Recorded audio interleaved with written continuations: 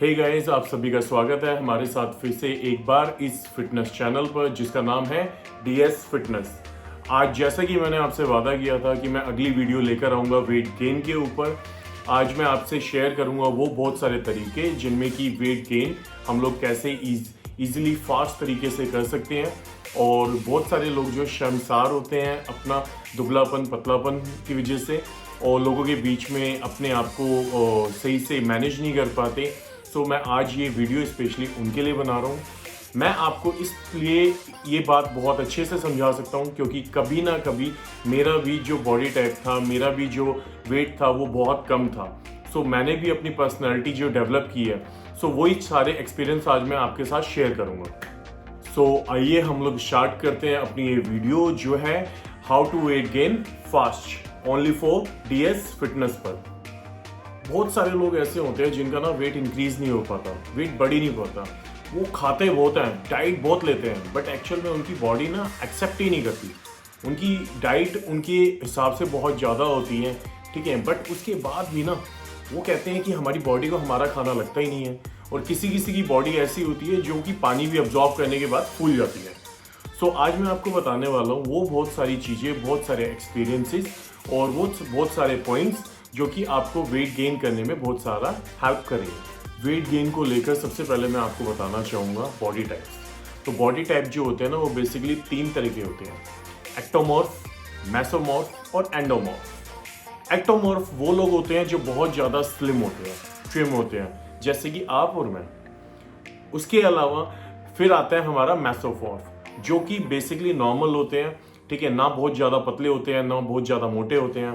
उसके बाद थर्ड हमारा आता है एंडोमॉर्फ। एंडोमॉर्फ वो बेसिकली लोग होते हैं जिनका बॉडी वेट बहुत हैवी होता है। सो हमने जो अपनी बॉडी टाइप को चेंज करना होता है ना, जो हमने वेट गेन करने के बाद जिस क्राइटेरिया पे पहुंचना होता है, जिस लेवल पे पहुंचना होता है, वो होता है बेसिकली मेसोमॉर्फ। अब बेसिकली आपको ये तो समझ में आ गया कि हमारा बॉडी टाइप क्या है, एक्टोमॉर्फ, ठीक है। उसके बाद सबसे पहला पॉइंट जो हम शुरू करते हैं ना, वो शुरू करते हैं हम कैलोरीज, ठीक है।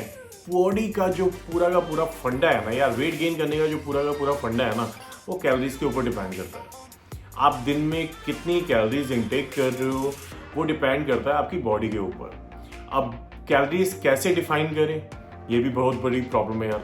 मतलब हमें कैसे पता चलेगा कि हमें कितनी कैलोरीज लेनी है, कितनी कैलोरीज नहीं लेनी, ठीक है ना। सो कैलोरीज को डिफाइन करने के लिए मैं बड़ा एक आसान सा तरीका आपको समझाता हूँ। कैलोरीज डिपेंड कर सकती हैं आपका वेट, आपकी एज और आपकी हाइट के ऊपर। BMI BMR सबने सुना होगा बेसिकली, ठीक है। तो BMR जब हम लोग निकालते हैं तो उसमें कैलोरीज इनटेक बेसिकली निकल जाती है। अगर मान लीजिए किसी बंदे की कैलोरीज इनटेक पर डे की 2000 है, तो अगर वो 300 से 400 कैलोरीज एक्स्ट्रा लेगा, यानी कि 2000 से अगर वो 2300-2400 कैलोरीज अगर पर डे लेगा, तो उसका बेसिकली वेट गेन होना शुरू हो जाएगा। बट अगर वो कैलोरीज अगर कम लेता है, वो 1600, 1500 या 1400 या 1700 कैलोरीज अगर लेता है, तो उसका बेसिकली वेट डाउन होना शुरू हो जाएगा। तो ये पूरी की पूरी साइकिल जो होती है ना, वेट गेन और वेट रिड्यूस, ठीक है, ये पूरी की पूरी साइकिल डिपेंड होती है आपकी कैलोरीज के ऊपर। सो कैलोरीज भी डिपेंड करती है आपके अलग अलग फूड्स के ऊपर, अलग अलग नट्स के ऊपर, अलग अलग आपकी डाइट हैबिचुअल के ऊपर। सो मैं आपको वो सारी चीज़ें समझाऊंगा, बट साथ के साथ मैं आपको ये भी समझाऊंगा वो कैलोरीज कैसे काम करती है बॉडी के। जैसे कि मैंने आपको बता दिया कि कैलोरीज, अब कैलोरीज हमारी कैसे डिफाइन होती है मैंने ये भी आपको बता दिया। बट एक चीज़ और मैं आपको बताना चाहता हूँ इसी में, कैलोरीज मान लीजिए अगर हमने क्या कहते हैं 300 से 400 कैलोरीज एक्स्ट्रा ले गए तो हमारा वेट तो गेन होगा, बट कितना वेट गेन होगा, वो होगा 450 ग्राम पर वीक। यस, अगर आप 2000 से 2300-2400 कैलोरीज कर सकते हो, आपकी अगर बेसिक अगर कैलोरीज नीड जो आपकी पर डे की नीड होती है वो 2000 है, और अगर आपने उसको 2300 से 2400 या 2500 कर दिया, तो आप 450 ग्राम वेट इंक्रीज करोगे पर वीक। तो बहुत ज़्यादा अचानक से कुछ नहीं होने वाला भाई, तो वेट करना पड़ेगा आपको, धीरे धीरे अपनी कैलोरीज इंटेक बढ़ानी पड़ेगी।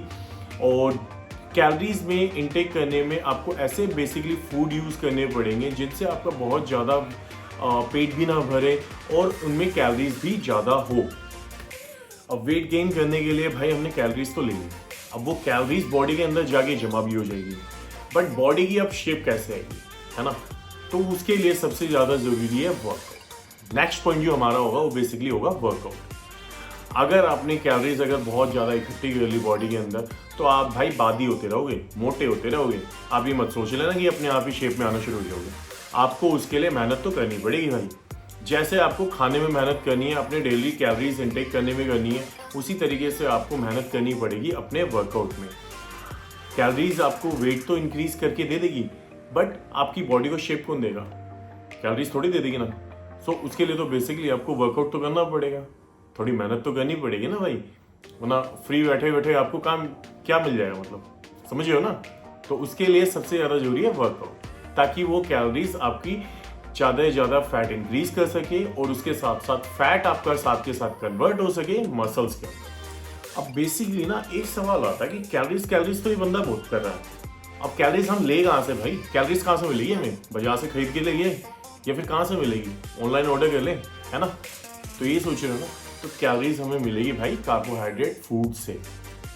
यस, आपके राइस हो गए, दालें हो गई, आपके सोया चंक्स वगैरह हो गए, आप जो भी डाइट लेते हो, आप कुछ भी अगर खाते हो, स्वीट पोटैटो हो गए, नॉर्मल पोटैटो हो गए, आप कुछ भी खा रहे हो, उनमें बेसिकली कार्ब्स यानी कि कार्बोहाइड्रेट, कुछ और मत समझ लेना। तो कार्ब्स यानी कार्बोहाइड्रेट हर चीज में होते हैं और उन्हीं कार्बोहाइड्रेट से आपको कैलोरीज मिलती है, जो हमारी बॉडी की डेली नीड्स को पूरी करने के लिए बहुत ज़रूरी है। अब पूरे दिन में ना, नेक्स्ट पॉइंट जो आता है ना भाई हमारा, बहुत इंपॉर्टेंट है, इसको नोट डाउन कर लेना, ठीक है। अब पूरे दिन में ना हम कैलोरीज ले रहे हैं, कार्बोहाइड्रेट ले रहे हैं, हमें ये पता चल गया है कि हम कैलोरीज इंटेक कर रहे हैं, पर एक्चुअल में हम कैलोरीज कितनी इंटेक कर रहे हैं हमें क्या पता, है ना। अब हम नोट डाउन तो कर नहीं रहे ना, नोट डाउन नहीं कर रहे, इसलिए एक्चुअल में हमें पता नहीं चल रहा। तो सबसे पहले तो आप अपनी जो भी आपकी मील्स वगैरह है, उन मील्स को सेट करो। आप दिन की कम से कम 5 से 6 मील लो। 3 मील्स मॉर्निंग ब्रेकफास्ट, सेकंड आपकी आफ्टरनून जो आपका लंच होता है, थर्ड आपका जो कि डिनर होता है। उसके अलावा 3 छोटी छोटी मील्स, जैसे कि 12 बजे आप कुछ खा लो या इवनिंग स्नैक्स के तौर पे कुछ खा लो। यानी कि आप सुबह जब से उठते हो और तब से लेकर जब तक आप सोते नहीं हो, तब तक आप अपने दिन की 6 मील्स अपने हिसाब से बनाओ, उसको फॉलो करो। और उन फॉलो करने के साथ साथ अपनी डेली की जितनी भी आपकी मील्स जा रही है, उनमें आप कितनी कैलोरीज इंटेक कर रहे हो, तो उसको बाय रिटर्न कहीं पे नोट डाउन करना शुरू करो।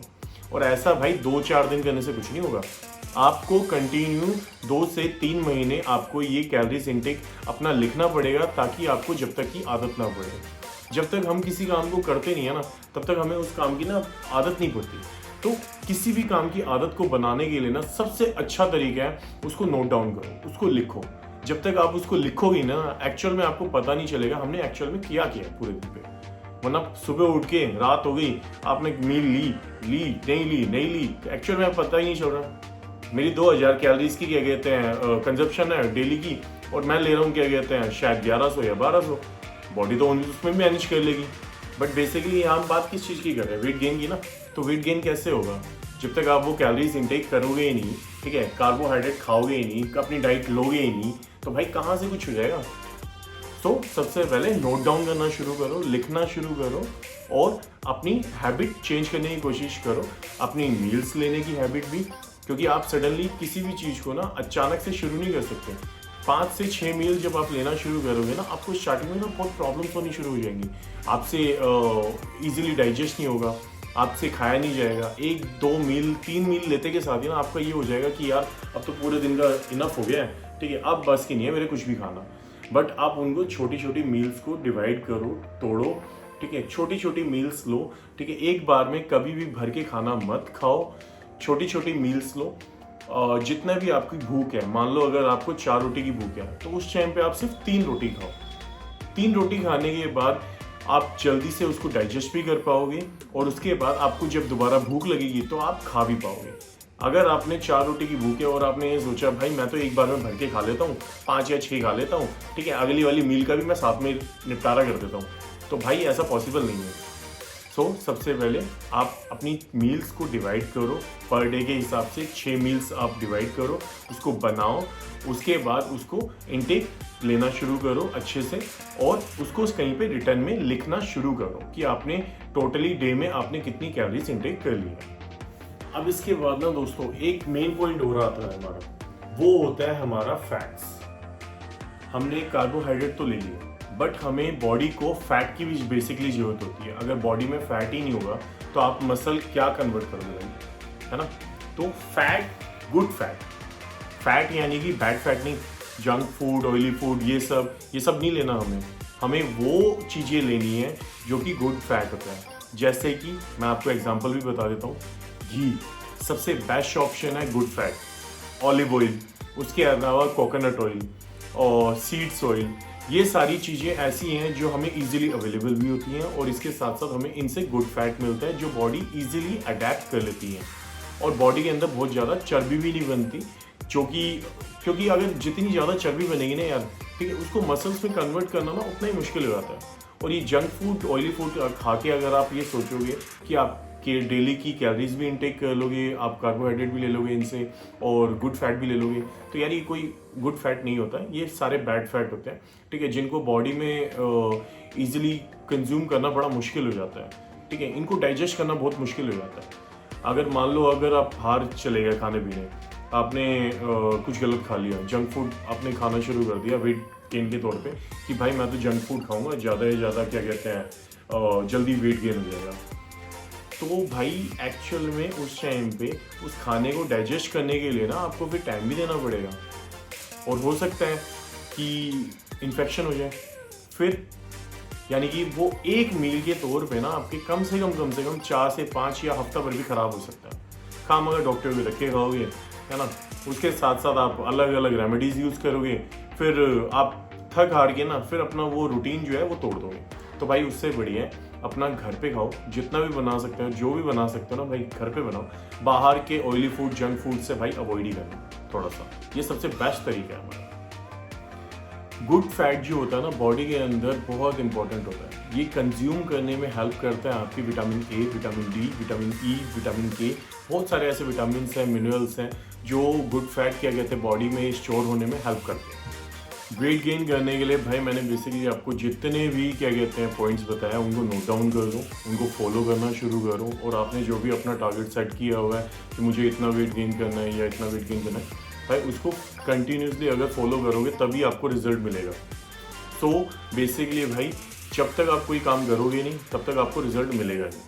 सो फॉलो करना शुरू करो, उनको अच्छे से कंज्यूम करो, उसके साथ साथ अगर आपको फिर भी किसी चीज़ में कोई प्रॉब्लम आती है या कुछ आता है तो आप पर्सनली मुझे डीएम कर सकते हो। मेरी इंस्टा आईडी बेसिकली deepak.rugby29 के नाम से है।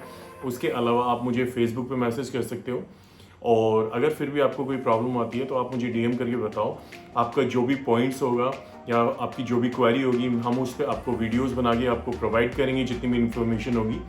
और उसके साथ साथ टाटा बाय बाय, और ये वीडियो जितनी ज़्यादा से ज़्यादा हो सके शेयर करो, सब्सक्राइब करो और सपोर्ट करो डीएस फिटनेस को, ताकि बहुत सारी अच्छी अच्छी वीडियोस और हेल्पफुल वीडियोस आपके लिए लेकर आए और आपको इन चीज़ों से आपको फ़ायदा भी हो। So tata bye bye, next video में मिलते हैं साथ में दीपक शर्मा के साथ, और उसके साथ साथ देखते रहिए हमारा ये बेसिकली चैनल जिसका नाम है डीएस फिटनेस।